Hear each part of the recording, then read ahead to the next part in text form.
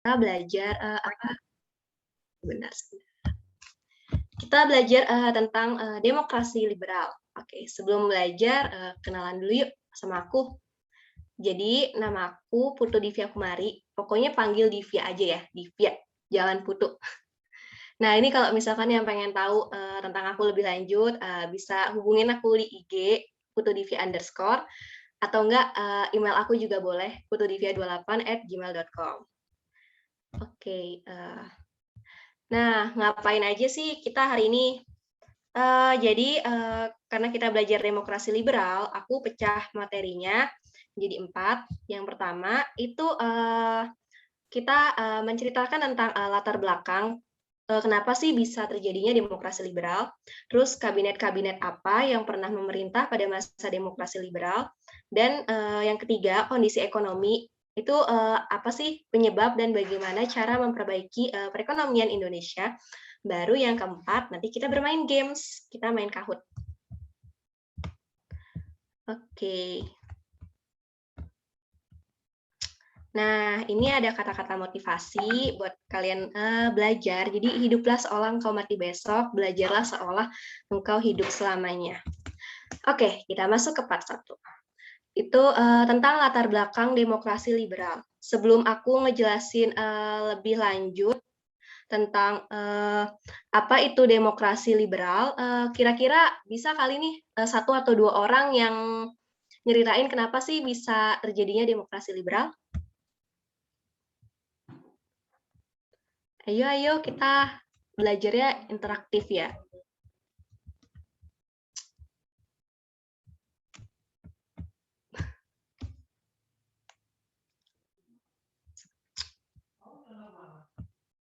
Ada yang bisa menjelaskan kenapa bisa terjadinya demokrasi liberal ini?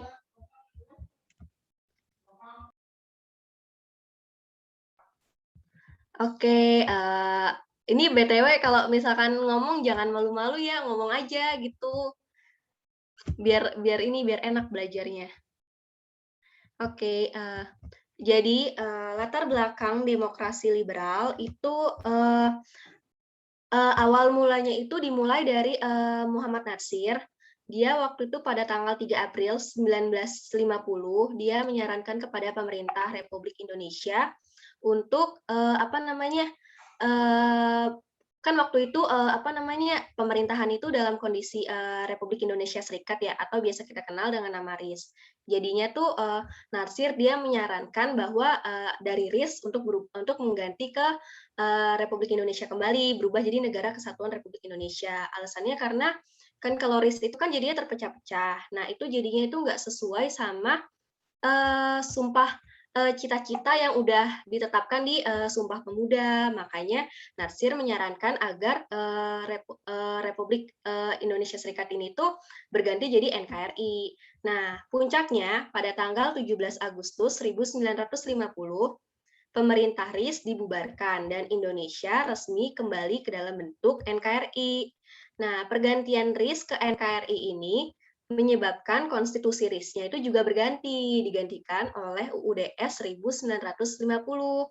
BTW yang nggak tahu UUDS itu Undang-Undang Dasar Sementara ya, karena waktu itu belum dibuat undang-undang gitu, yang ditandatangani pada tanggal 15 Agustus 1950. Nah, demokrasi liberal ini tuh dia menggunakan sistem pemerintahan parlementer dengan ciri-cirinya.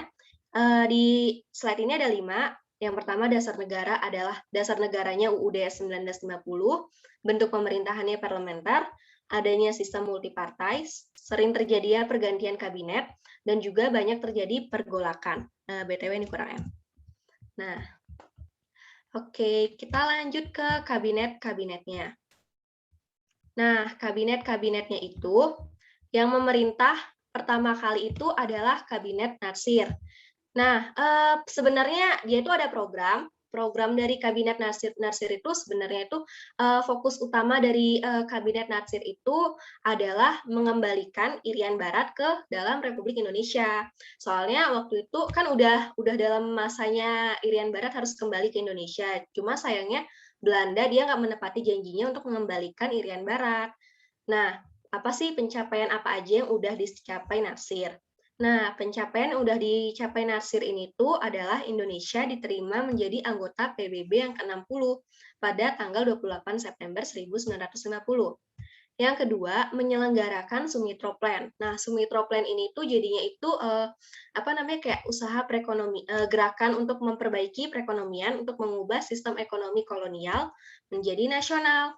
Nah, baru yang ketiga itu penyelesaian Irian Barat. Tapi BTW ini penyelesaian Irian Barat ini tuh dia berhasil menyelenggarakan sidang dengan Belanda, tapi nggak berjalan dengan baik karena Belanda ya seperti biasa yang mengingkari gitu.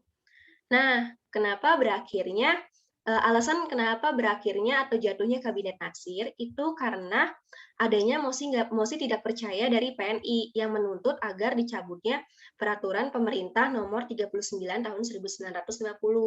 Sebenarnya bukan dari PNI aja sih, tapi banyak partai-partai kan BTW Natsir ini tuh kan dari Masyumi. Nah, partai-partai yang di luar Masyumi itu pada menuntut agar mandatnya Natsir ini itu dikembalikan ke pemerintah karena adanya peraturan pemerintah nomor 39 ini. Nah, itu kalian kalau masalah isinya bisa cari di Google. Tapi dengan adanya peraturan pemerintah ini itu tuh jadinya partai-partai lain itu khawatir kalau nanti Masyumi bisa meningkatkan kekuasaannya di pemerintahan. Makanya akhirnya pun Natsir mengembalikan mandatnya ke pemerintahan. Oke, next slide ya. BTW ini kalau misalkan aku ngajarnya kecepatan atau gimana, bisa bilang ya.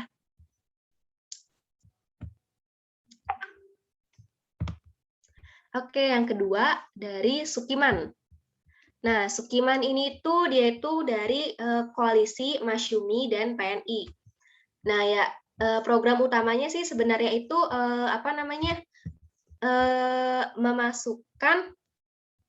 memasukkan Irian Barat ke wilayah RI. Karena kan waktu di Kabinet Natsir proses perundingan pengembalian Irian Barat ini dia itu gagal, makanya program untuk memasukkan Irian Barat ke wilayah RI jadinya diteruskan sama Sukiman.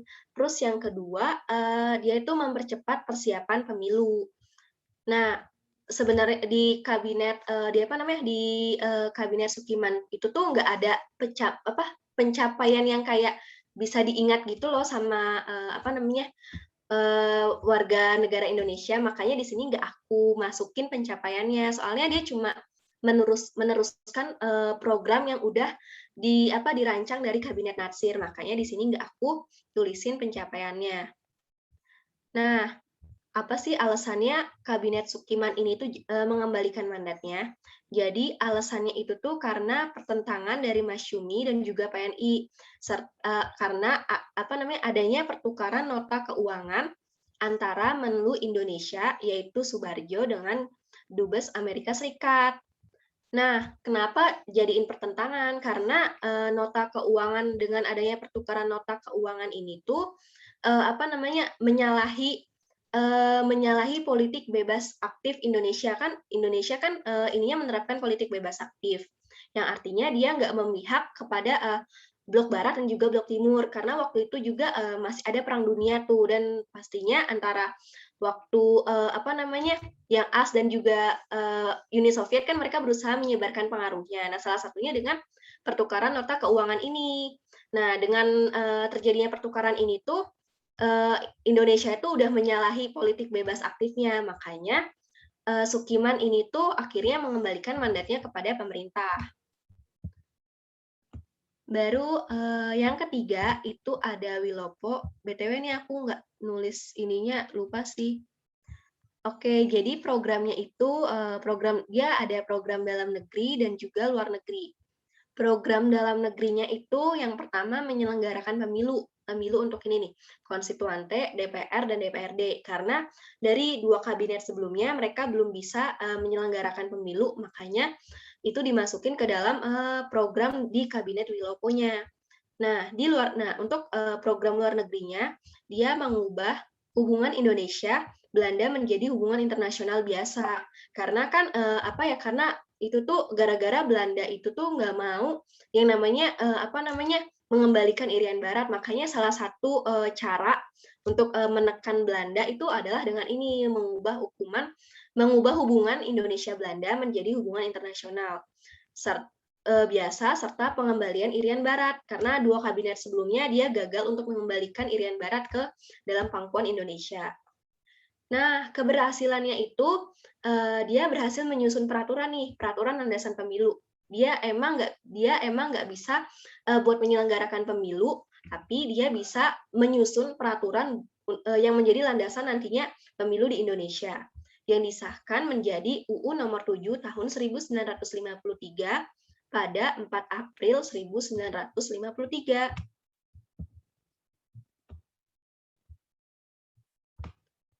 Nah, berakhirnya Kabinet Wilopo.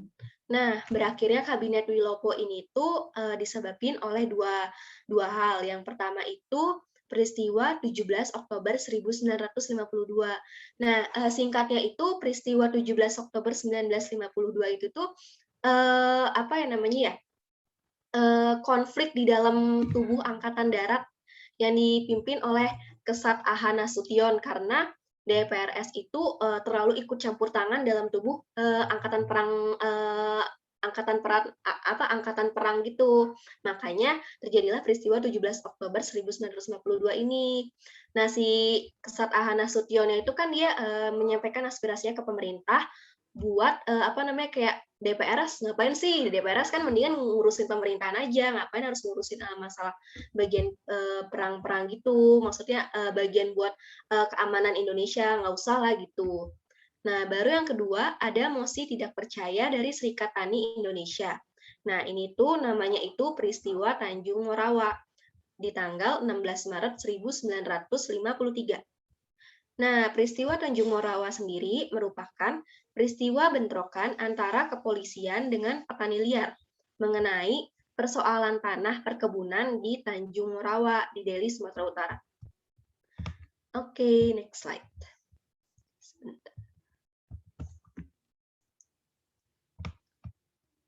Nah, baru Kabinet Ali 1 ya. Nah, Ali Sastro Amijoyo ini tuh kabinet koalisi antara PNI dan juga NU. Nah, wakilnya dia itu namanya Wongso Negoro.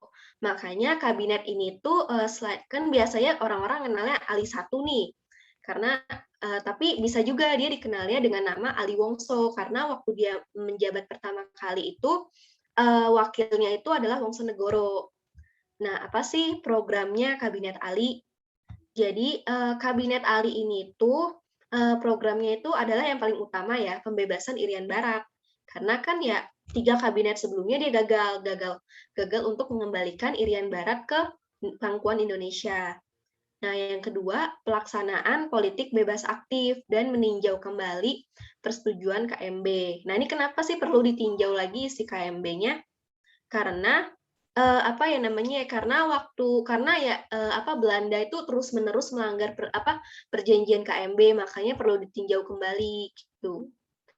Nah, pencapaiannya itu yang pertama ada menyelenggarakan Konferensi Asia Afrika tahun 1955.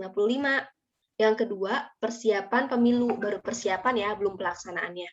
Persiapan pemilu yang akan diselenggarakan pada tanggal 29 September 1955. Nah, aku punya tips supernya nih, tips super buat buat ngapalin pencapaiannya dari Kabinet Ali, yang yaitu Ali bersiap pemilu untuk memilih permen dengan 29 sepatu, ia pun telah libur 55 orang Asia dan Afrika. Ini ya tips supernya. Buat ingat pencapaian apa aja yang udah dicapai dari Kabinet Ali. Oke, next slide.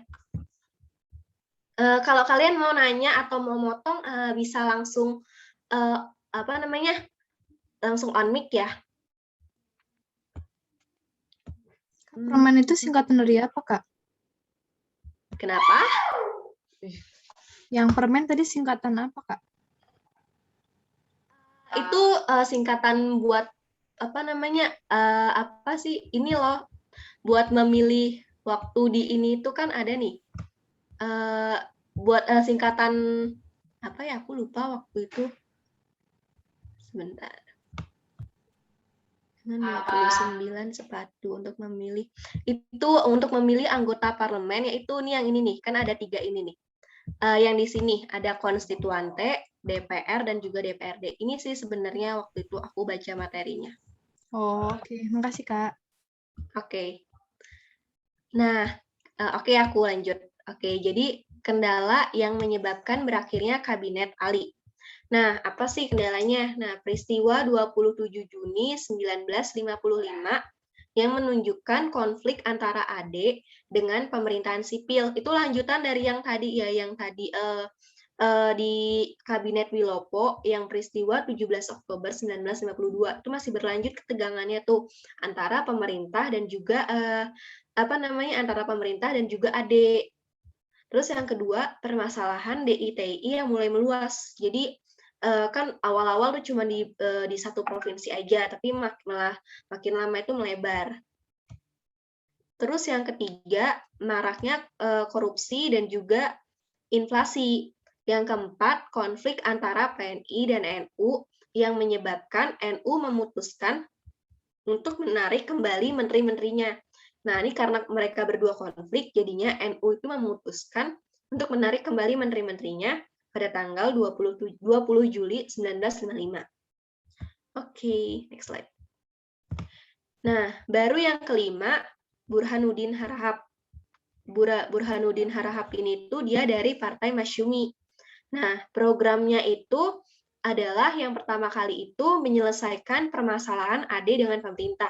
Karena waktu dari kabinet Kabinet Wilopo sampai kabinet Ali 1 itu permasalahan AD sama pemerintah itu belum selesai-selesai, makanya dimasukin ke program Burhanuddin Harahap ini. Terus yang kedua, melaksanakan pemilu secepatnya, karena dari kabinet-kabinet sebelumnya mereka belum berhasil untuk menyelenggarakan pemilu, dan baru ada itu cuma yang landasan pemilunya aja tuh waktu itu. Baru yang ketiga ini tuh menyelesaikan undang-undang desentralisasi. Nah, baru yang keempat memperjuangkan Irian Barat. Nah, ini Irian Barat ini udah pasti sih ini di semua kabinet itu ada, karena Irian Barat itu belum bisa kembali ke pangkuan Indonesia. Baru yang kelima, politik luar negeri bebas aktif Asia Afrika. Nah, pencapaiannya, pemilu pertama 29 September 1955, menyelesaikan permasalahan 27 Juni 1955.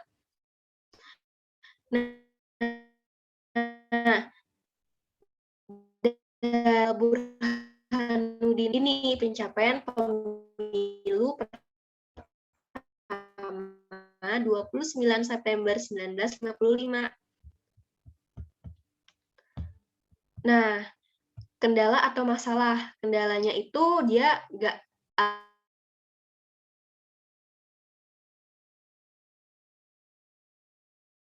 kalau aku sih ya, kalau ada yang ini mungkin bisa dikoreksi.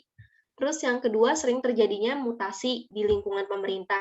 Jadi nyebabin kayak nggak nyaman gitu, makanya ini masalahnya. Nah, tapi Kabinet Burhanuddin Harahap ini tuh dia mengembalikan mandatnya itu paling berbeda gitu dari kabinet sebelumnya. Kan kalau kabinet sebelumnya itu kan pada nuntutnya itu karena karena punya kepentingan gitulah, kepentingan dalam partai politiknya. Kalau tugasnya sudah selesai, tugasnya yang paling utama itu yaitu untuk melaksanakan pemilu secepatnya. Oke, next slide. Nah, baru yang kedua, program ALI 2. Program ALI 2 ini tuh dari koalisi PNI, Masyumi, dan juga NU. Nah, program-programnya apa aja sih? Yang pertama, pengembalian Irian Barat, masih aja nih ya, masih nih pengembalian Irian Barat. Baru yang kedua, pembatalan KMB. Pembatalan KMB, baru yang ketiga, proses pembangunan 5 tahun. Ini kenapa adanya proses pembangunan 5 tahun? Itu karena waktu itu sistemnya itu masih sistem masih sistem untuk pembangunan itu jadinya nggak merata. Jadinya pembangunan itu cuma ada di terkonsentrasi di Pulau Jawa aja gitu. Makanya kan daerah-daerah lain kan pada protes. Kenapa sih cuma daerah Jawa aja nih yang pembangunannya lebih lebih wow, lebih lebih gimana gitu. Nah, makanya untuk mengatasi hal itu, makanya diadakan program pembangunan 5 tahun ini. Ini kok ada 2 sih? Oke, ini ada 3 aja ya, pengembalian Irian Baratnya double. Maaf, maaf. Nah, pencapaian yang paling dikenal dari Kabinet Ali II ini itu adalah pembatalan seluruh perjanjian KMB. BTW dia berani banget loh, dia ada ngebatalin seluruh perjanjian KMB. Nah, nanti ini dari pembatalan perjanjian KMB itu nanti itu ada akibat tersendiri gitu loh buat Indonesia.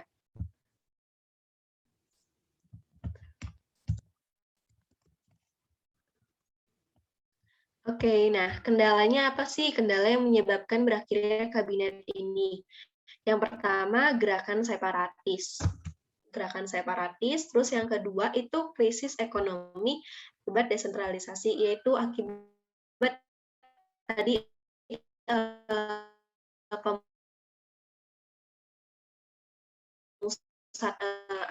yang kayak terbelakang gitu, makanya bisa terjadi krisis ekonomi. Dan juga programnya ini tuh program pembangunan 5 tahun ini. Terus yang ketiga itu perpecahan Masyumi dan PNI, karena perpecahan Masyumi dan PNI itu mereka akhirnya menarik menteri-menterinya, sehingga Ali Sastroamidjojo ini tuh terpaksa mengembalikan mandatnya kepada presiden. Oke, jadi ini kabinet terakhir dari di masa demokrasi liberal itu kabinet Juanda. Nah, kabinetnya ini tuh disebut Zaken Kabinet. Zaken Kabinet itu artinya orang-orang yang jadi menteri-menterinya itu tuh dipilih orang-orang yang ahli gitu di bidangnya gitu. Makanya dinamakan Zaken Kabinet.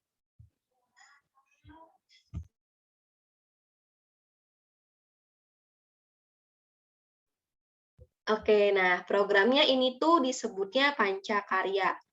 Nah, sebenarnya Panca itu 5 ya, tapi ini aku cuma masukinnya 4 aja, karena emang yang utamanya ini. Nah, jadi yang A itu normalisasi keadaan RI. Jadi waktu itu Republik Indonesia itu lagi carut-marutnya gitu, karena masalah ekonomi gitu. Masalah ekonomi, terus gerakan separatis, terus juga masalah pengembalian Irian Barat belum selesai, makanya dia normalisasi keadaan Republik Indonesia yang lagi carut-marut.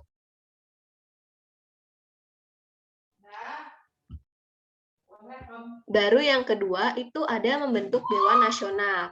Nah, ini yang ketiga masih ya perjuangan Irian Barat. Baru yang keempat mempercepat proses pembangunan agar pembangunan ini tuh merata, jadi nggak cuma terpusat di Pulau Jawa aja.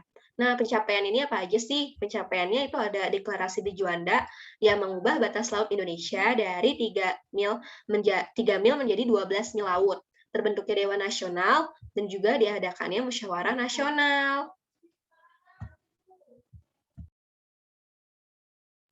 Nah, ini ada tipsnya. Tipsnya itu di Juanda baper, uangnya 3, jadi 12 miliar diberi Dewa Nasi di Monas. Maaf banget ya kalau agak absurd. Jadi di Juanda ini tuh ya emang kabinetnya Juanda. Kalau baper ini tuh kayak bawa perubahan. Dia kan emang membawa perubahan kan. Bawa perubahan uangnya 3, jadi 12 miliar. Nah, jadi bawa perubahan dia mengubah batas laut Indonesia dari 3 mil menjadi 12 mil. Ini miliar, ini tuh mil. Ini tuh mil ya, mil. Diberi Dewa Nasi. Nah, diberi Dewa Nasi ini tuh Dewan Nasional di Monas. Monas itu musyawarah nasional. Jadi ini tips supernya buat ngingat capaian di Kabinet Juanda. Oke, next slide. Nah, kegagalannya apa sih? Kegagalannya itu apa sih gitu? Bukan kegagalan sih ya lebih tepatnya, tapi kendala atau masalahnya. Jadi yang pertama itu pemberontakan PRRI atau Permesta. Yang kedua, puncaknya krisis ekonomi waktu itu. Terus peristiwa Cikini tanggal 30 November ini 1957. Yaitu peristiwa Cikini itu, buat yang belum tahu, itu percobaan pembunuhan terhadap Presiden Soekarno waktu itu. Nah, BTW dari peristiwa Cikini itu nanti kenapa bisa lahirnya demokrasi terpimpin. Nah, berakhirnya itu karena dikeluarkannya dekret Presiden 5 Juli 1959. Nah, ini ada tips supernya. Kan tadi ada 7 kan tuh ya, ada 7 kabinet yang berkuasa di demokrasi liberal. Nah, kabinet yang berkuasa itu tips-tipsnya itu Natsir makan sawi 1 abad. Kabinet Natsir, terus Sukiman, terus Wilopo. Ini satu ini tuh Ali Sastro Amijoyo 1, terus apa lagi tadi? Burhanuddin Harahap, baru Aldi lagi, baru nanti Juanda gitu. Ya, Natsir, pokoknya ingat aja, ingat 7 kabinet yang berkuasa di Indonesia pada demokrasi liberal itu namanya Natsir makan sawi 1 abad. Pokoknya udah hafalin ini aja.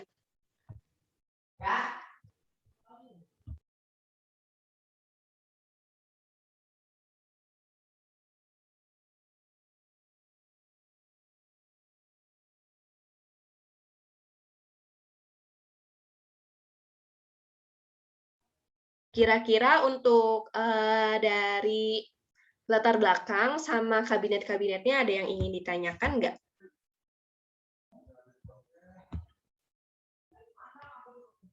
Ada yang mau ditanyakan nggak? Kalau nggak ada, aku lanjut ya. Kak, tadi di kolom chat ada yang nanya, Kak. Sebentar.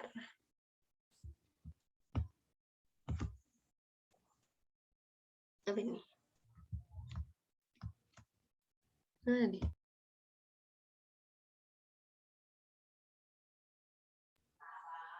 BTW, Irian Barat balik ke Indonesia pas kabinet siapa?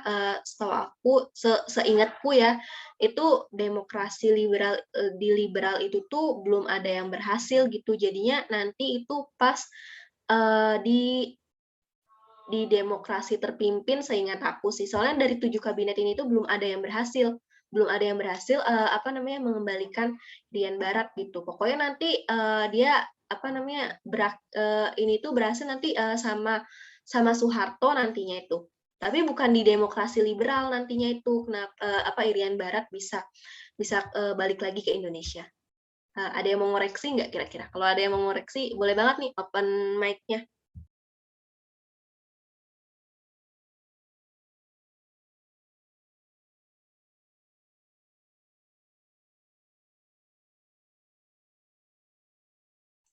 Kak, aku mau nanya.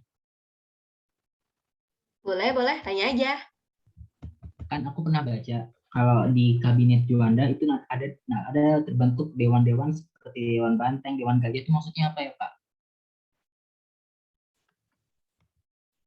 Sebentar. Ulang pertanyaannya. Di kabinet Juanda itu kan ada kayak dewannya itu seperti kayak di nama-nama binatang gitu, Dewan Banteng, Dewan Garuda, Dewan Gajah gitu. Pada saat kabinet Juanda. Setahu aku ini itu apa namanya? Apa sih namanya kayak bentar.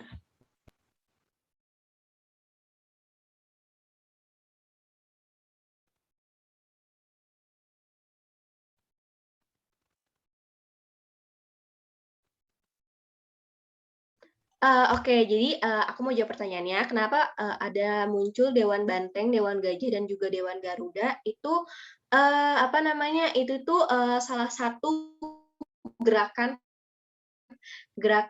apa namanya yang PRRI Permesta itu, karena waktu itu kan emang kondisi Indonesia itu emang lagi carut-marutnya gitu loh untuk masalah ekonomi kan ya, udah inflasi naik, terus juga pembangunannya cuma terpusat di apa namanya di daerah Jawa aja gitu, jadinya kan karena ketidakpuasan gitu akhirnya itu mereka apa namanya kayak nuntut kayak apa sih kayak melakukan gerakan sebuah protes gitu, makanya kan ada gerakan PRRI Permesta, terus juga apa namanya itu protes mengenai bagaimana konstitusi dijalankan gitu, protes sama aturan kebijakan ekonominya karena mereka nggak puas gitu loh, soalnya ada ketimpangan besar dalam perekonomian gitu, kenapa sih cuma daerah Jawa aja yang diperbagus, kenapa nggak daerah lain, maksudnya kenapa daerah lain nggak sama kayak daerah Pulau Jawa gitu. Oke Kak, paham Kak. Terima kasih Kak. Oke, ini aku lanjut ya. Oke. Apa ini? Nah, baru yang ketiga, kondisi ekonomi. Nah, kok jadi ini sih? Aduh, belum diganti lagi. Oke, ini abain aja ya. Nah, baru kondisi ekonomi. Kondisi ekonomi yang pertama itu ada Gunting Syarifuddin. Nah, ini pasti kalian udah liar gitu nggak sih sama Gunting Syarifuddin? Soalnya kayak dari usaha memperbaiki perekonomian tuh ini gitu loh yang paling terkenal gitu. Jadi Gunting Syarifuddin ini tuh apa ya namanya? Dia tuh memotong semua uang nilai yang bernilai Rp2,50 ke atas. Jadinya sehingga bernilai setengahnya. Jadi kalau 2,50 ke atas dipotong jadi 2,25 gitu kan ya, bernilai setengahnya untuk menanggulangi defisit anggaran. Baru yang kedua, ini digagas oleh Syarifuddin, ini ya nih orangnya nih Syarifuddin. Nah, gerakan banteng, benteng, ya gitu. Tujuannya itu untuk mendorong pengusaha pribumi secara bertahap dengan pemberian bantuan kredit. Cuma sayangnya ini tuh gagal gitu karena mereka kayak konsumtif dan juga nggak dapat bersaing dengan perusahaan asing gitu. Makanya gerakan benteng ini tuh gagal. Tapi kalau kalau yang Gunting Syarifuddin ini tuh dia itu berhasil, cuma berhasilnya itu dalam jangka pendek gitu, nggak berhasil dalam jangka panjang. Nah, baru yang ketiga, nasionalisasi The Javase Bank. Nah, pemindahan hak kepemilikan badan usaha Belanda, pokoknya badan usaha Belanda yang ada di Indonesia untuk dengan tujuan menaikkan pendapatan negara. Nah, pada 15 Desember 1951, The Javase Bank ini tuh dinasionalisasi menjadi Bank Indonesia atau BI, yang berfungsi sebagai bank sentral dan sirkulasi. Jadinya Bank Indonesia yang kita kenal atau yang ada di Indonesia ini tuh asal mulanya itu dari sini. Jadi asal mulanya itu dia punyanya Belanda, terus dinasionalisasikan dengan tujuan menaikkan pendapatan negara. Baru yang keempat, sistem ekonomi Ali dan Baba. Ali itu BTW dia itu pribumi, Baba itu non pribumi. Jadi pribumi dan pribumi. Jadi ini tuh tujuannya itu biar alinya sama babanya ini dapat bekerja sama, biar pribumi sama non pribumi itu dia dapat bekerja sama gitu. Ini kan pengusaha asing ya. Pengusaha asing ini tuh Tiongkok sih ya, paling banyaknya itu tuh waktu itu Tiongkok. Makanya itu dibuatlah sistem ekonomi Alibaba agar bisa bekerja sama dengan cara menyediakan kredit dan juga lisensi bagi pengusaha swasta nasional. Nah, kendalanya itu apa sih? Kendalanya itu pengusaha pribumi itu nggak bisa bersaing. Nggak bisa bersaing di dalam pasar bebas. Nah, kenapa nggak bisa bersaing sih? Kan tadi ini kan materinya demokrasi liberal. Nah, perekonomian yang juga dianut oleh Indonesia pada saat itu adalah perekonomian liberal, di mana kan waktu itu kan pasar bebas gitu kan. Indonesia kan belum terbiasa gitu, jadi belum terbiasa dan akhirnya menyebabkan mereka tuh nggak bisa bersaing dan justru pengusaha-pengusaha pribumi ini tuh malah dimanfaatkan sama pengusaha-pengusaha asing karena itu pengusaha pribuminya ini tuh nggak bisa bersaing gitu, nggak terbiasa sama yang namanya pasar bebas. Nah, persetujuan FINEC. Persetujuan FINEC itu tuh persetujuan FINEC itu tuh kesepakatan antara Indonesia dan Belanda. Ini tuh waktu itu dikirimnya ini namanya Anak Agung Gede Agung. Kalau nggak salah tuh ke Jenewa waktu itu ya, pokoknya dikirim buat melakukan perjanjian gitu sama Belanda gitu. Sama Belanda. Nah, menghasilkan 3 keputusan ini. Persetujuan FINEC, hasil KMB dibubarkan. Yang kedua, hubungan FINEC Indonesia-Belanda cuma didasarkan atas hubungan bilateral. Yang ketiga, tidak boleh diikat perjanjian lain antara kedua belah pihak. Nah, sebenarnya aku bingungnya tuh gini, ini kan rencana persetujuan. Pastinya udah disetujui dong kedua belah pihak antara Indonesia dan Belanda. Cuma kok tapi udah kan itu namanya juga persetujuan kan ya, harusnya kan udah disetujui, maksudnya udah sama-sama sepakat nih. Tapi Belanda ya gitu, dia nggak mau yang namanya menandatangani VNEC, makanya Indonesia ini tuh membubarkan Uni Indonesia Belanda pada 13 Februari 1956 secara sepihak. Nah, BTW karena membubarkan Uni Indonesia Belanda itu kan nanti efeknya ke apa namanya ke mana tadi ya? Ke KMB gitu kan ya, ke KMB gitu nanti pembatalan seluruh hasil KMB gitu. Nanti tuh efeknya itu karena tadi kan udah dijelasin sebelumnya di kabinet siapa gitu kan ada pembatalan KMB gitu. Itu nanti itu kan namanya juga kita Indonesia baru berdiri. Jadinya apa ya? Punyanya Belanda itu tuh karena Indonesia nggak mampu beli akhirnya di apa? Dihibah tuh bahasanya gitu loh, dihibahin ke pengusaha Tiongkok karena yaitu Indonesia belum berdiri tapi kayak sosokan gitu loh ngebatalin apa namanya semuanya yang pokoknya berhubungan dengan Belanda. Tapi kan itu yang namanya juga usaha kan ya buat apa namanya memperbaiki ekonomi terus memperebutkan apa namanya Irian Barat biar kembali ke Indonesia. Baru abis itu ada Munas Musyawarah Nasional, Munap Musyawarah Nasional, Munas sih harusnya Munas Musyawarah Nasional. Nah, Munas ini tuh tujuannya itu untuk menghasilkan rencana pembangunan yang menyeluruh untuk jangka panjang ya. Tapi tadi beda nih sama yang tadi Gunting Syarifuddin. Kalau Gunting Syarifuddin itu jangka pendek dan dia berhasil, tapi untuk jangka panjangnya dia nggak berhasil. Nah, alasan kegagalannya ini tuh ada 3, ketegangan politik antara pusat dan juga daerah, yaitu karena yang sistem ekonominya itu masih terpusat gitu, makanya menimbulkan ketegangan gitu. Ketegangan politik juga sih ada, tadi kan ketegangan ekonomi, ini juga ketegangan politik. Terus juga ketegangan terkait masalah Irian Barat. Ini masalah Irian Barat kan ketegangan masalah Irian Barat, baru yang ketiga penumpasan PRRI atau Permesta.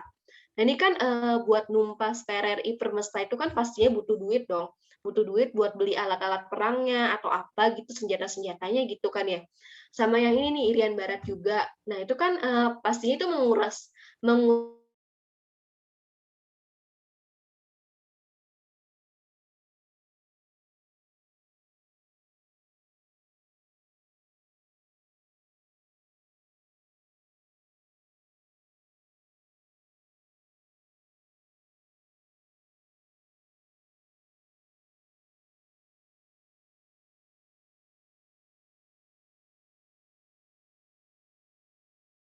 ada yang mau bertanya?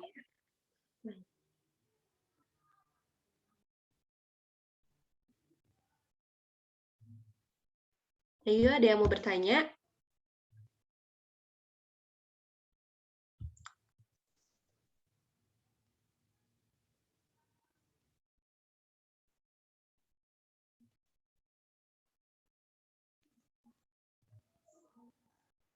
Ada yang mau bertanya? Ada yang mau bertanya?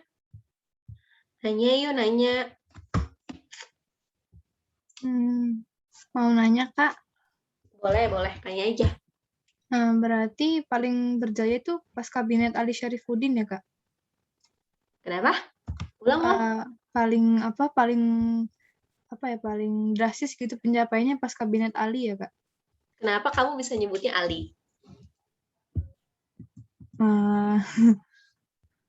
Ayo, kenapa bisa nyebutnya Ali? Ali keberapa nih? Kan ada 2 nih. Ada Ali 1, ada Ali 2. Gitu. Ali pertama. Kenapa Ali pertama? Karena ada KMB, terus dia inovasinya banyak, terus berhasil menyelenggarkan pemilu. BTW pemilu itu Burhanuddin Harahap. Iya ya? Aku agak lupa sih. Sebenarnya iya, yang itu. KAA kalau nggak salah deh. KAA ya? Iya. Iya, KAA, benar-benar.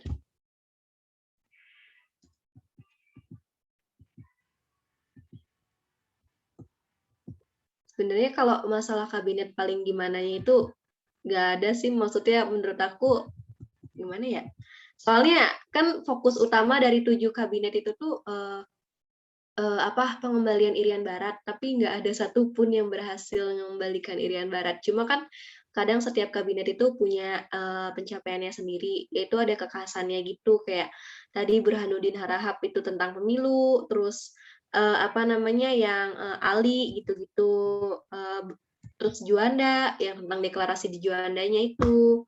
Setiap kabinet punya kekhasannya sendiri sih, tapi kalau menurut aku dari emang dari fokus utamanya 7 kabinet ini tuh sebenarnya adalah pengembalian Irian Barat, tapi belum ada yang berhasil ya, belum bisa dikatakan kayak ada yang baik, kayak lebih baik itu nggak ada. Tapi kalau buruk juga nggak sih, soalnya ya emang 7 kabinet ini tuh punya kekhasannya masing-masing.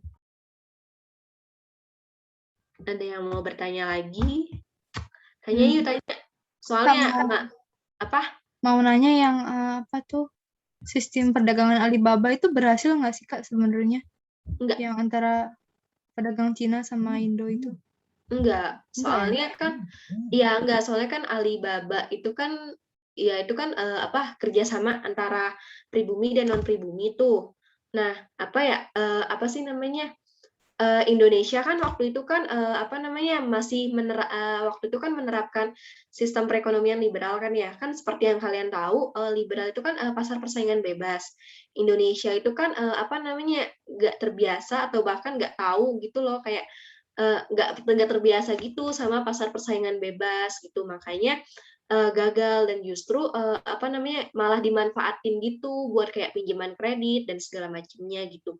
Jadinya apa ya pemberian yang udah dikasih negara gitu yang harusnya bisa dimanfaatin dengan baik sama pengusaha pribumi, tapi karena ya pengusaha pribuminya dia itu nggak terbiasa sama yang namanya pasar persaingan bebas, malah justru dimanfaatin sama para pengusaha non pribumi buat mendapatkan keuntungan gitu.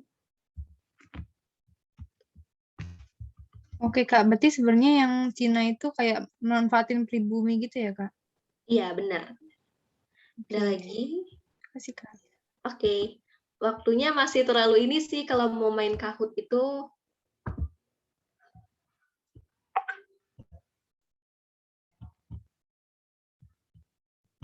Kak itu di chat ada yang nanya Kak tadi. Oke, sebentar.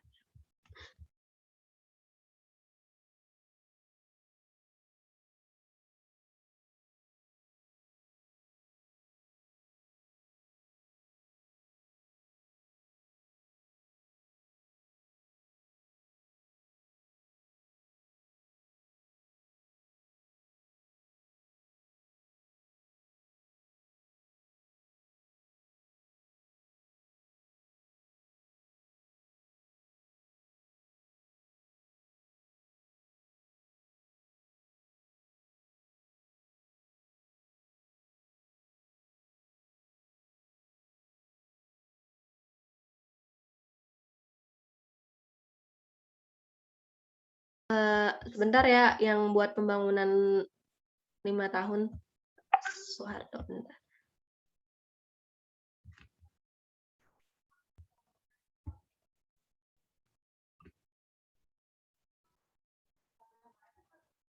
Tadi kayaknya ada deh.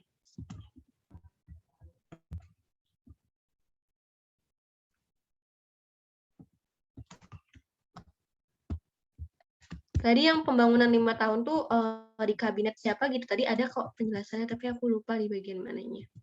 Bentar.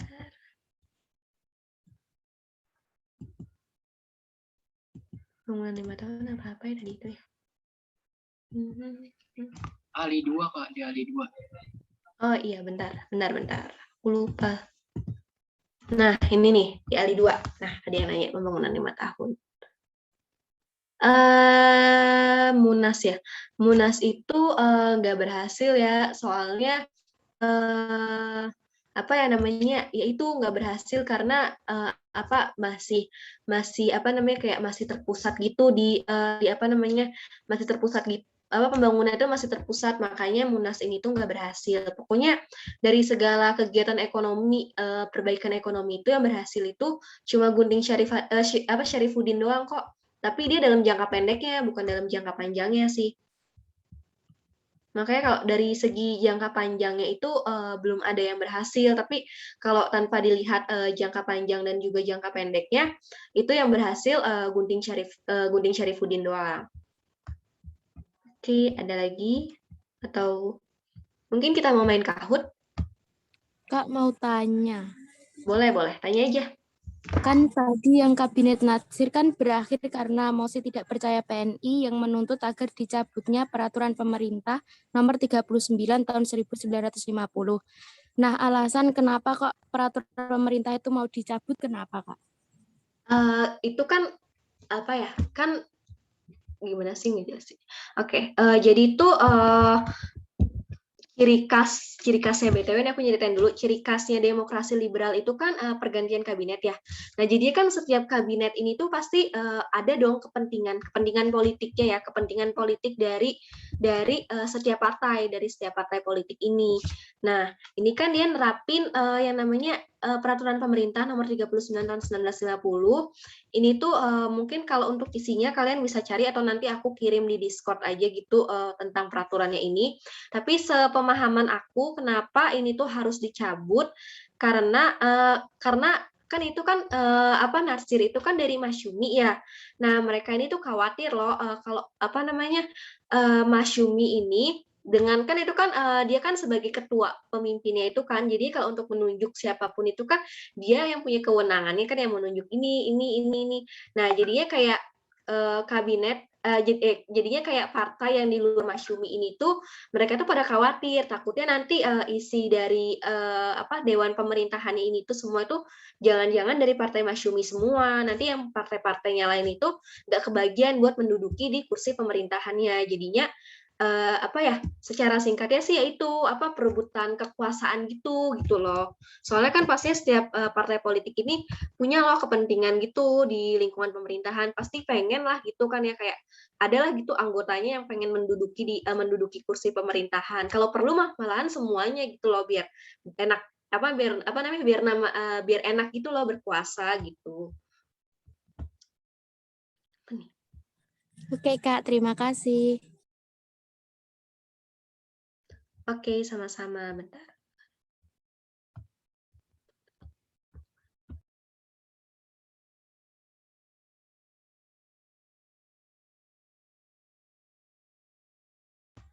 Oke, dampak pengubahannya itu biar Belanda itu nggak sewenang-wenang gitu sama Indonesia. Jadinya kan dengan adanya KMB gitu kan ya, biar Belanda nggak, biar pokoknya itu tuh salah satu kayak tindakan Indonesia itu buat menekan Belanda gitu loh. Soalnya kan ya namanya juga kayak nggak dikembaliin gitu kan ya, Irian Barat kan pasti dilakuin berbagai macam upaya biar Irian Barat itu balik lagi ke Indonesia, tapi ya itu salah satunya dengan pengubahan hubungan internasional. Jadinya kayak biar jadi kan kalau dengan adanya hasil KMB itu kan Indonesia itu kayak bergantung banget gitu loh sama Belanda gitu. Nah, ini salah satu caranya dengan mengubah hubungan internasional tuh jadi hubungan biasa aja, biar Indonesia juga nggak ketergantungan sama Belanda, dan juga Belandanya biar nggak bisa bersikap sewenang-wenang gitu sama Indonesia gitu. Makanya dirubah hubungan internasionalnya itu menjadi hubungan yang biasa aja gitu, karena sebelumnya itu Indonesia itu sangat bergantung banget sama Belanda, yaitu karena biar Irian Barat itu tuh mau gitu loh, biar Belanda itu mau loh mengembalikan Irian Barat. Makanya Indonesia sangat bergantung sama Belanda, tapi karena Belandanya kayak gitu terus, ya mau nggak mau dirubah hubungannya gitu, biar jadi hubungan biasa aja, biar Belanda itu nggak bisa sewenang-wenang gitu sama Indonesia gitu.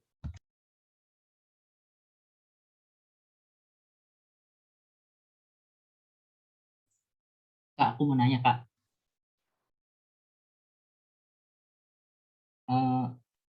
Yang tadi tuh Dewan Konstituante itu tugasnya apa aja ya, Kak?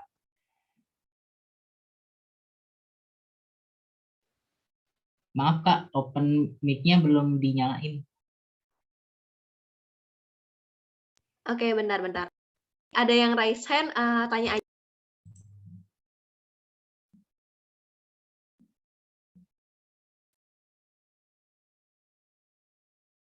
Tadi kamu nanya tugas Dewan Konstituante. Iya, Kak.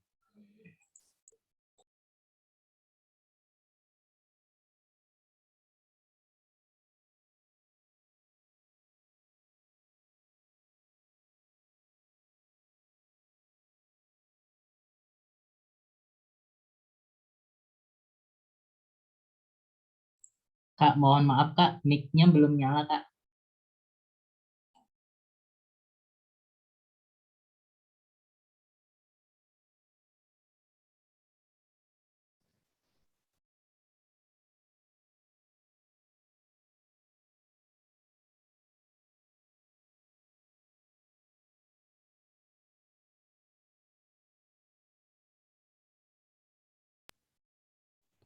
Oke, jadi tugas Dewan Konstituante ini itu menyusun yang namanya konstitusi baru. Soalnya kan konstitusi Indonesia itu waktu itu masih make Undang-Undang Dasar sementara.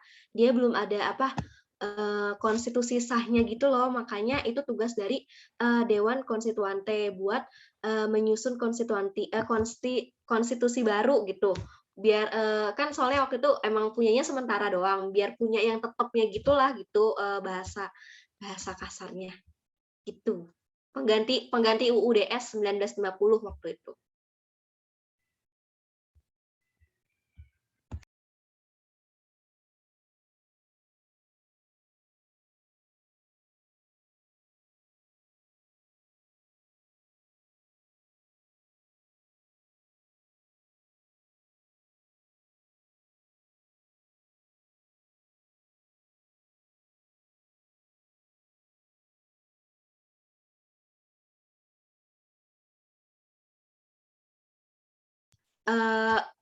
Ada nih pasti yang nggak aku tahu.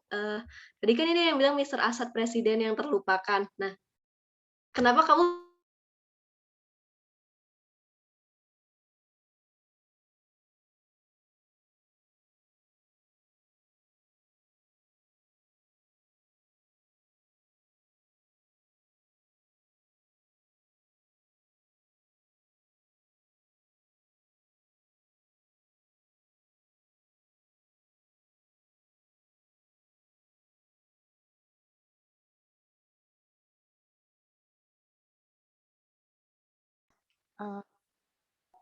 yang sesuatu itu ada yang bilang katanya ada 2 presiden yang terlupakan. Yang pertama itu kalau nggak salah Syafruddin Prawiranegara. Nah, yang kedua itu sama Mr. Asaat. Nah, kalau nggak salah Mr. Asaat itu memimpin RI selama 9 bulan. Kalau nggak salah tahun 1949 apa 1950. Pokoknya tanggal segitu. Nah, itu setelah perjanjian KMB. Berarti itu udah masuk kabinet udah masuk ke demokrasi liberal ya, Kak? Iya, udah kok. Soalnya waktu itu kan ada kalau yang Asatnya ini ya, waktu itu ada gerakan ya PRRI ini loh. Dia itu pergi ke Sumatera. Dia oh iya pokoknya dia itu yang menggantikan Presiden Soekarno waktu itu karena waktu itu Presiden Soekarno itu harus mengampu kepemimpinan RIS gitu, makanya dia disebut presiden terlupakan. Iya ada 2. Tadi benar yang dibilang Fahimah, ada 2, Syarifuddin Prawiranegara sama Mr. Asaat. Ada lagi. Udah jam 8.30.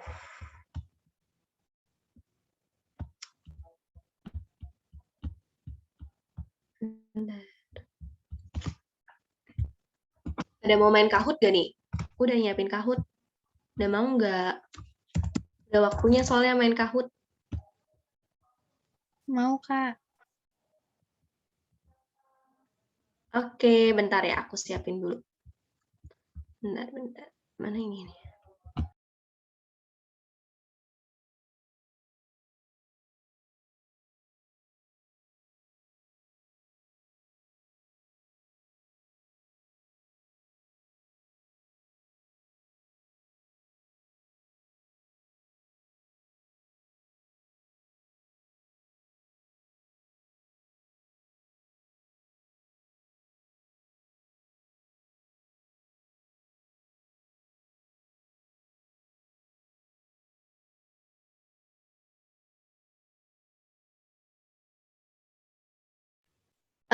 Untuk PPT gitu nanti bakal aku kirim kok ke Discord, tenang aja.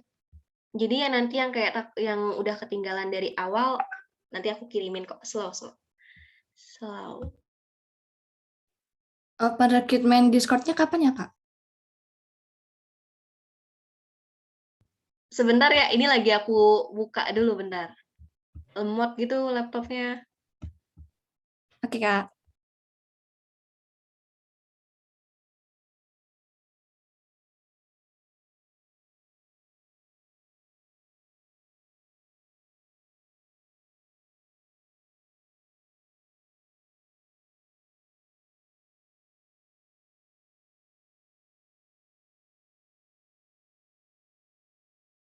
Bentar ya, lagi loading.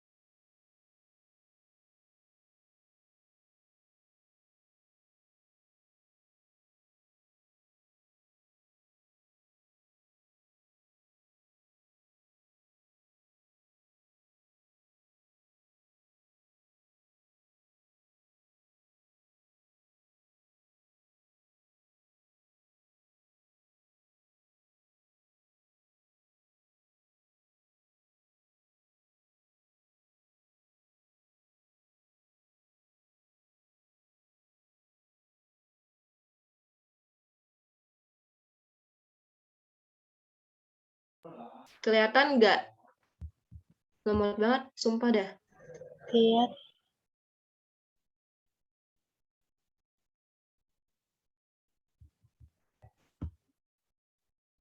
Nah,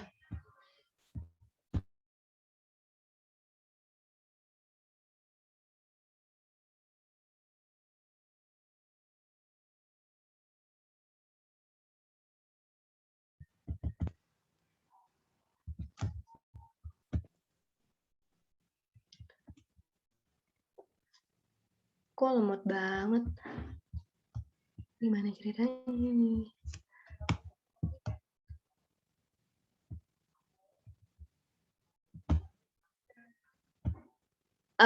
BTW maaf banget nih, lemot banget asli dah. Kalau ini aku kan udah nyiapin nih soal dalam bentuk Word gitu.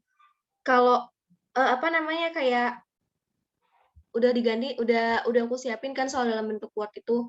Ini kalau misalkan aku sistem Kahoot-nya ini aku ganti kayak Nanti aku bacain soal per soal. Nanti kalian jawab gitu, terserah mau kalian di chat atau nanti open mic. Tapi nanti kalian ngejelasin gitu alasannya kenapa jawabannya bisa ini, kenapa jawabannya bisa A, bisa B, bisa C, bisa D gitu.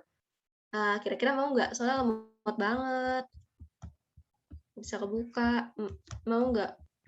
Gue udah nyiapin kok. Benar-benar. Bikin polling aja, Kak.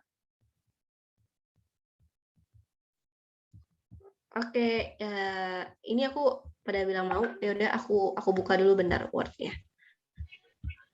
Sebentar.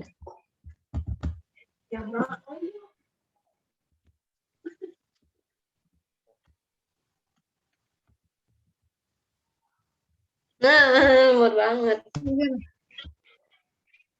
Diganti warna.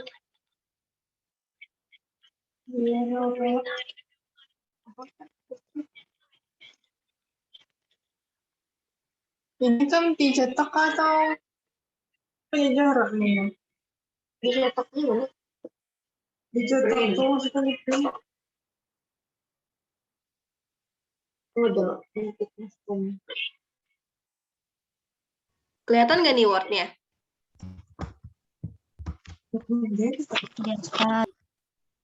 Oke, jadi soal pertama ya. Nah, yang pertama,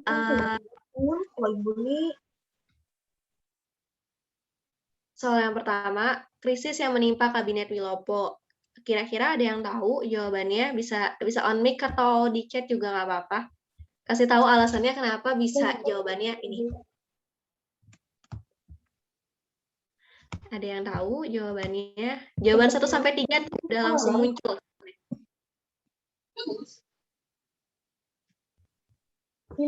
Satu dulu ya. Kenapa bisa D? Ada yang berani gitu? Open mic, gak usah takut-takut, jelasin aja gitu. Karena Kak pada tanggal 17 Oktober 1952 itu ada gerakan oleh KSAD Ahmad Nasution, yang mana itu tuh karena DPRS itu atau pemerintah tuh terlalu ikut campur sama angkatan perangnya. Oke, bener banget, bener. Ya, jadi ini jawabannya D ya. Krisis yang menimpa Kabinet Wilopo itu karena dia adanya peristiwa 17 Oktober 1952. Kalau nyebut tuh celah. Kalau menjadi poster bisa. Tapi kan dituliskan kan.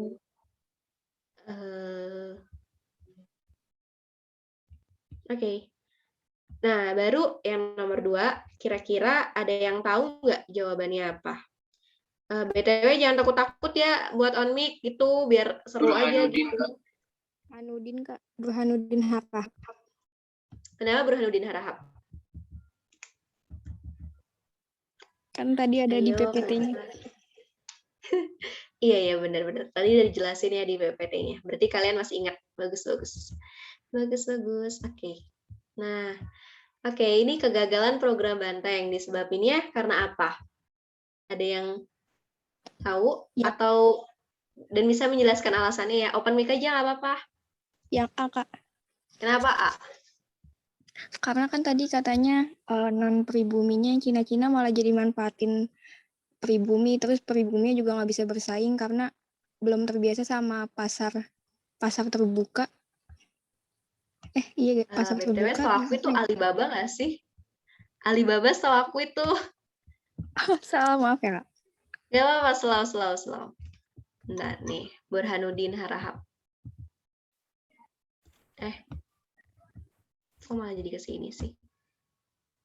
Program Benteng ya, kok Burhanuddin? Nih, gerakan Benteng. Jadi, sebenarnya di sini cuma tujuannya aja, tapi karena ini, yang tadi ini loh nih, mana nih? Ini, karena dia cenderung konsumtif dan tidak bersaing. Nah, tadi kalau yang dimanfaatin itu Alibaba. Ingat aja pokoknya Ali itu pribumi, Baba non pribumi. Ingat babanya karena kan dia pengusaha asing gitu, jadi dimanfaatin. Ingat dari namanya aja Alibaba, Ali pribumi, Baba non pribumi. Jadinya ini kesannya kan dimanfaatkan begitu. Nah, kalau gerakan Benteng itu karena ini pengusaha pribumi cenderung konsumtif dan tidak dapat bersaing dengan dengan perusahaan asing. Oke, lanjut ya nomor 3.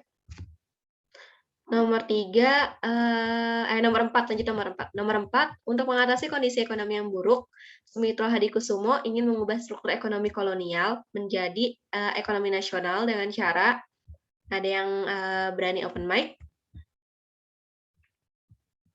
atau ada yang ini?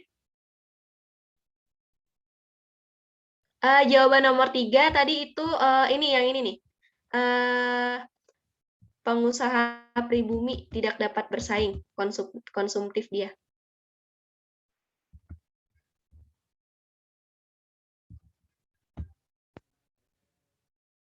Tidak dapat bersaing dengan perusahaan asing. Tadi juga ada kok di ininya, di PPT-nya. Selain tidak dapat bersaing juga dia karena konsumtif. Oke, lanjut nomor 4 ya. Untuk mengatasi kondisi ekonomi yang buruk, Sumitro Hadikusumo ingin mengubah struktur ekonomi kolonial dengan cara, ada yang tahu? Atau ada yang berani open mic buat kasih tahu pendapatnya?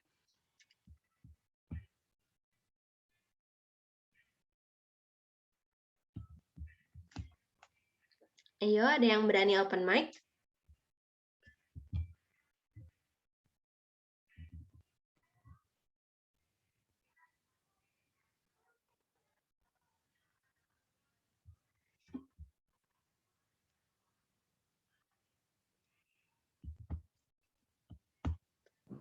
Ada yang tahu jawabannya? A, Kak.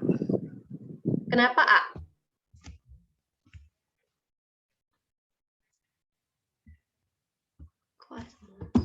Kenapa A? Ayo, kira-kira kenapa A?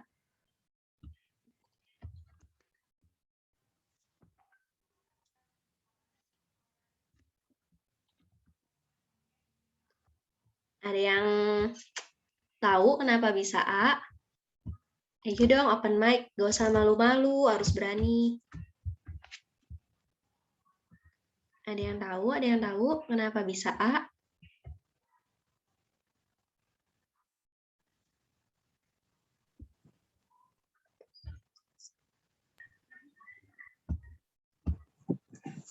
Keywordnya Karena pengusaha pribumi itu bukan Kak memberikan pinjaman kredit kepada pengusaha pribumi. Soalnya kan di sini gerakan benteng itu untuk membentengi pengusaha pribumi. Benar banget, benar. Oke, jadi jawaban yang benar itu A. Benar banget. Oke. Nah, nih. Mutual Security Act itu adalah bantuan dari USA berupa bantuan ekonomi dan militer bagi negara berkembang di Asia. True atau false? Ya, ada yang tahu? Benar, Kak. Kenapa benar? Karena pada Januari 1952 itu kan Menteri Luar Negeri itu menandatangani persetujuan Mutual Security Act dari MSA dari USA. Karena itu Dewan Administrasi Keamanannya itu tujuannya tuh memberi bantuan militer sama ekonomi. Oke, benar. Hebat banget, sumpah hebat banget. Makasih, Kak. Iya, sama-sama. Benar banget. Oke. Soal nomor 6, salah satu ciri masa demokrasi liberal adalah seringnya terjadi pergantian kabinet yang disebabkan oleh, ada yang tahu jawabannya? Atau ada yang mau berpendapat? Jangan malu-malu, guys, harus berani.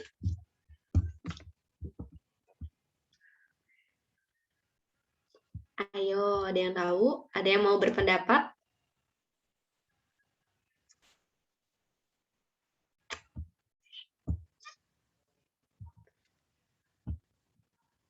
Ayo, ada yang mau berpendapat? Yang C, Kak. Kenapa, Cek? Karena masyarakat sama anggota parlemen tuh kayak nggak percaya gitu sama kabinetnya. Terus selain itu juga apa ya, pemerintah tuh kayak belum menemukan susunan pemerintahan yang pas gitu buat negara pada saat itu. Jadi kayak kabinetnya berubah-ubah, gonta-ganti lagi nyari bentukannya gitu. Oke.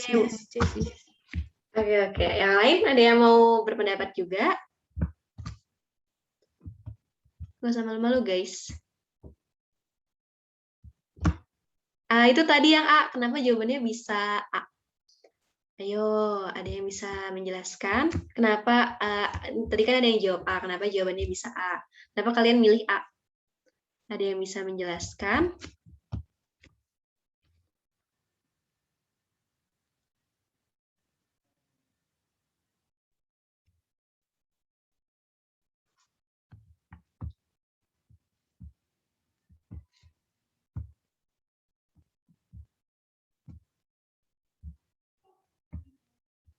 Nggak ada ya?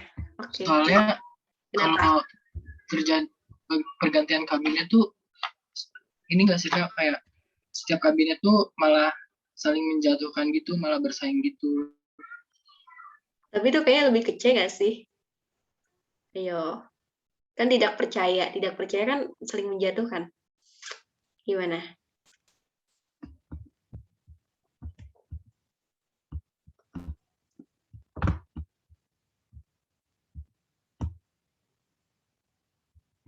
Oke, ini aku langsung highlight aja ya jawabannya. Jadi ini jawaban aku dan juga jawaban dari kunci jawaban soal ini tuh jawabannya itu adalah C. Karena kan dia mostly tidak percaya anggota parlemen terhadap kinerja kabinet. Ya kenapa nggak percaya? Karena kan ya itu tadi aku bilang ini kan ada 7 kabinet ya dari berbagai macam partai politik pastinya yang mencalonkan pemimpin kabinetnya ini. Dan ya itu kan tadi yang sudah aku jelaskan itu setiap partai politik itu pasti punya kepentingannya pribadi. Pokoknya kalau kepentingannya nggak jalan, ya mereka ya pasti bakalan jadi tim oposisi atau apapun yang biar kabinet itu tuh jatuh atau runtuh gitu. Karena ya itu apa namanya mereka punya kepentingannya sendiri. Nah karena jadinya oposisi karena apa ya karena masih tidak percaya ini tuh akhirnya kayak nimbulin oposisi gitu yang menyebabkan kabinet itu jatuh dan kinerja kabinet itu bekerja tidak maksimal. Makanya ciri khasnya dari demokrasi liberal ini itu adalah pergantian kabinet. Oke, lanjut ya nomor 7 BTW ini. Nah, nomor 7. Pada 26 April 1991, secara resmi Kabinet Sukiman diumumkan. Salah satu program kerjanya yaitu mempercepat persiapan pemilu dan menjalankan politik luar negeri bebas aktif, serta memasukkan Irian Barat ke dalam wilayah RI secepatnya. Kabinet ini hanya bertahan selama 10 bulan. Kabinet Sukiman jatuh karena kasus penandatanganan MSA. Hubungan antara penandatanganan MSA dengan kebijakan politik luar negeri bebas aktif Indonesia adalah ada yang tahu jawabannya? Hubungannya apa? Kenapa? Karena MSI ini tuh bisa jatuh kabinet Sukiman. Ada yang tahu?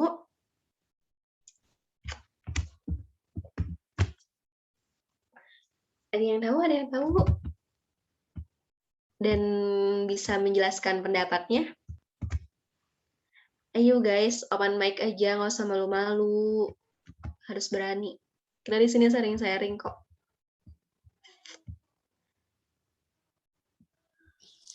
C bukan Kak? C Kak. Kenapa bisa C?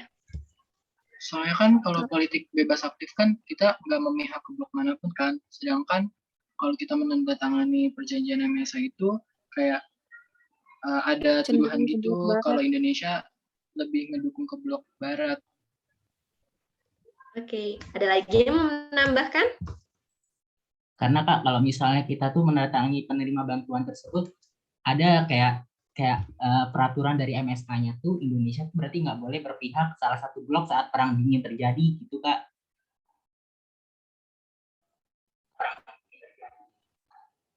Oke. Mungkin jawabannya bukan C nih, atau jawabannya A, B, atau D gitu. Ada lagi yang mau berpendapat? Ayo guys, ayo nggak usah takut-takut.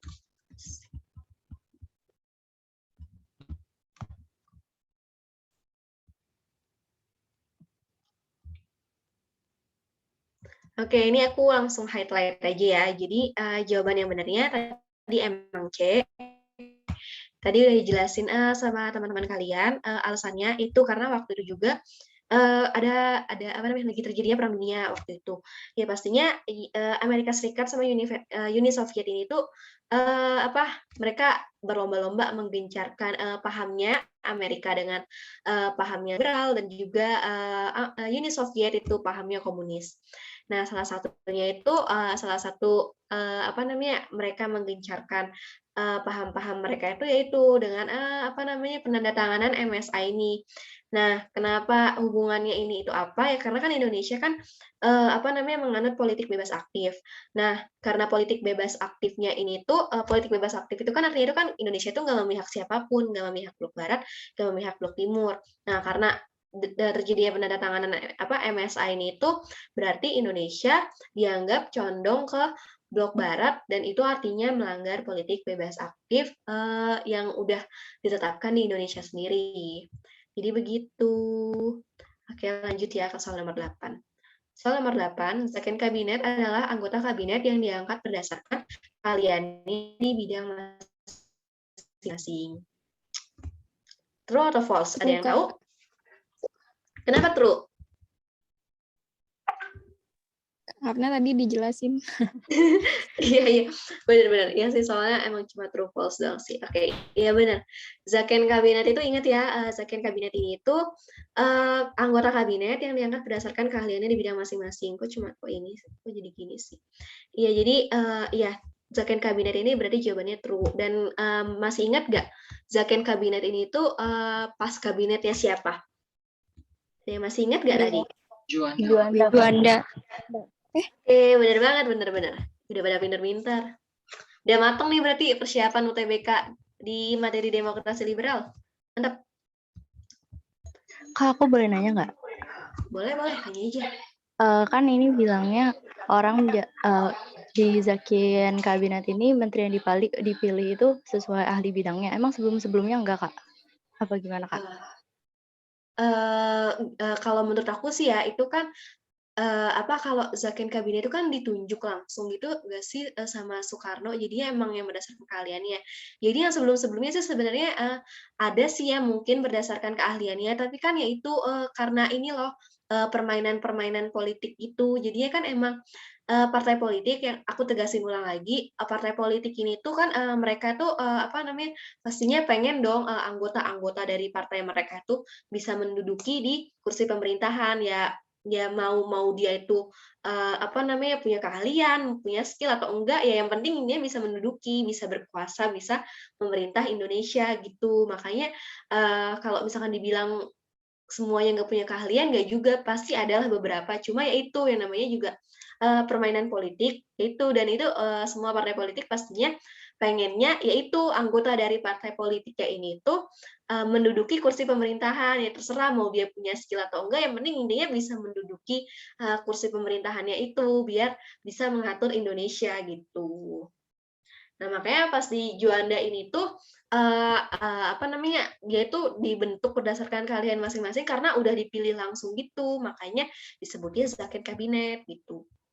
Dipilihnya berdasarkan keahliannya. Jadi itu tanpa mandang mau dia dari parpol mana gitu. Jadinya urgensinya waktu itu emang bukan kayak harus ngelihat dia harus dari parpol mana. Jadi urgensinya itu dia dilihat, oh dia orang punya keahlian nggak, kalau nggak punya keahlian udah skip, nggak boleh menduduki kursi di pemerintahan. Oke, lanjut ya nomor 9. Nomor 9, berikut ini yang menjadi alasan runtuhnya Kabinet Burhanuddin Harahap adalah, ada yang tahu? Yang D, Kak. Bola, Kak.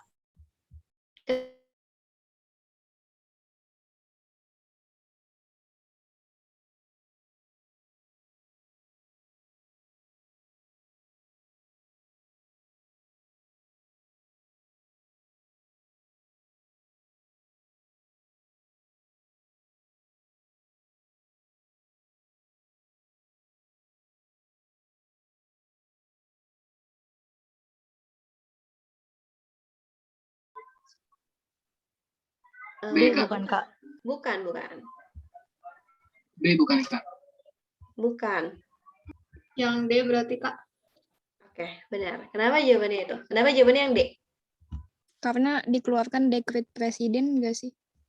Kok dekret presiden bukan di Burhanuddin Harahap? Dekret presiden pas nanti di Juanda. Burhanuddin Harahap yang keberapa sih, Kak? Mandat ya, Kak. Tugas kabinetnya udah selesai bukan sih? Kenapa? Kabinetnya dibubarkan, terus Pemilunya sudah selesai. Karena udah selesai jadi Karena udah selesai pemenang pemilihan umum. Oke, jadi jawaban yang benar itu D ya. Pokoknya ingat ya kawan-kawan, dari 7 kabinet itu, yang dia mengembalikan mandatnya itu, mengembalikan mandat bukan karena masalah-masalah kepentingan partai politik atau korupsi, itu cuma Burhanuddin Harahap. Karena emang fokus utamanya di kabinet Burhanuddin Harahap ini itu adalah menyelenggarakan pemilu. Nah, karena programnya ini udah terlaksana dengan baik, pemilunya udah dilaksanakan, makanya kabinet Burhanuddin Harahapnya ini tuh mengembalikan mandatnya karena yaitu tugasnya udah selesai. Pokoknya dari 7 kabinet itu tuh yang nggak punya masalah kayak kepentingan politik atau korupsi atau apapun itu cuma Burhanuddin Harahap. Nah, kalau misalkan terkait yang tadi dekret presiden itu di kabinet Juanda, jadinya makanya itu kabinet Juanda itu selesai karena dikeluarkannya dekret presiden itu gitu. Pokoknya inget ya, pokoknya dari 7 kabinet yang nggak ada masalah-masalah mosi tidak percaya atau korupsi atau kepentingan partai politik atau apapun itu tuh cuma di Burhanuddin Harahap. Karena fokus tugas dari Burhanuddin Harahap ini tuh adalah menyelenggarakan pemilu biar bisa memilih anggota konstituante, biar bisa menetapkan konstitusi baru pengganti UUDS ini biar punya konstitusi yang sah dan juga tetap. Gitu. Oke, jadi soal nomor 10 lanjut ya, ini soal terakhir. Sistem ekonomi gerakan benteng merupakan gagasan dari Mr. Ishak Cokro Adisuryo. True atau false? false. False, Kak. Kenapa false? False. Soalnya Kenapa false? Soalnya Mr. Ishak itu gerakan Alibaba, cetuskan gerakan Alibaba. Terus kalau gerakan benteng itu siapa? Sumitro Joyo Hadikusumo. Sumitro Joyo Hadikusumo. Oke, benar banget. Benar. Jadi jawaban nomor 10 itu dia false. Jadi ya tadi yang Mr. Ishak Cokro Adisuryo ini dia itu Alibaba ya. Itu benar banget. Oke. Sumpah kalian keren-keren sih. Ini fix banget sih. Pokoknya nanti di UTBK untuk materi demokrasi liberal tuh harus udah ini banget ya. Harus udah hatam banget, haruslah pokoknya. Harus banget.